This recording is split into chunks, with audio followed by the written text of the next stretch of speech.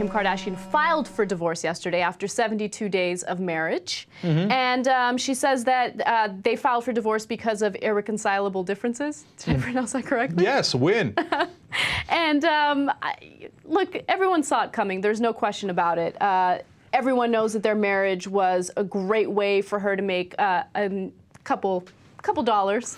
Yeah, okay, first of all, am I not allowed to brag about this prediction? This prediction was just too easy, right? I mean, you can't, this doesn't go in my record book of things I got right.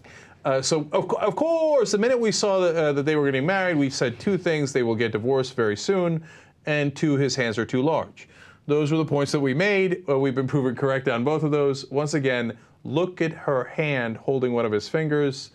This is one of the most amazing pictures taken by mankind. Okay, let me say something really quick. It doesn't matter what the angle of the Kim Kardashian story is. It could be Kim Kardashian's family member tragically passes away in a car accident, and Cenk will bring up that picture and be like, "Oh my God, look! Would you look at his hand?" Look, that was originally pointed out by one of our YouTube viewers, and I was so mad that I missed it, and I thought it was just the greatest point ever made.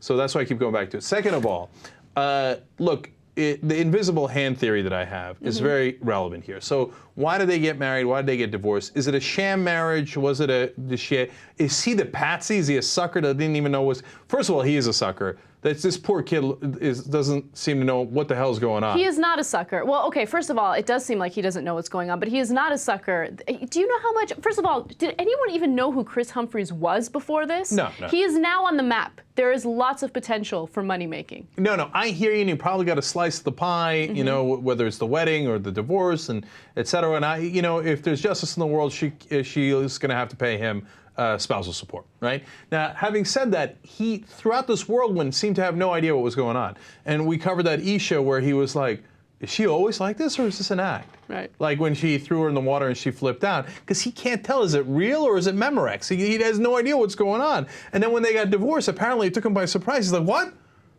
We got divorced? What happened, right? Now, I don't think that it was necessarily a sham from the beginning. I think that when you have an $18 million incentive, and that's how much money she made from the wedding, you're gonna get married. And in your mind, you're gonna justify it. Oh my God, I love Kris. I mean, how can I not marry the guy with the world's largest hands? That's an immediate win. I gotta marry Kris. Right. And then at the end, when you have another incentive to get married again for another $18 million, you say, oh, I fell out of love with Kris. And I'm sure she believes it in her head. I think that she originally, of course, did not believe it. She knew that she was not in love with him. And till this day, she probably knows internally that she never loved him at all, right?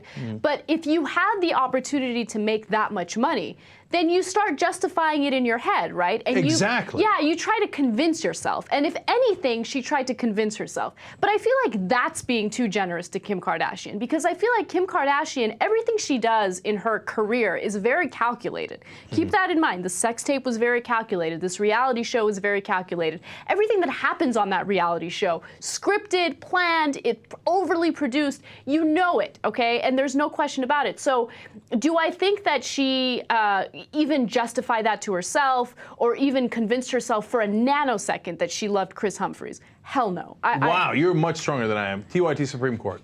Okay, so I think that if someone has a financial incentive to do something, they convince themselves that they really do want to do that, whether it's a politician or it's Kim Kardashian. Anna makes a compelling case. No, she just planned it to make the money, Lebowski. Okay, because as Anna points out, everything else in her life has been scripted.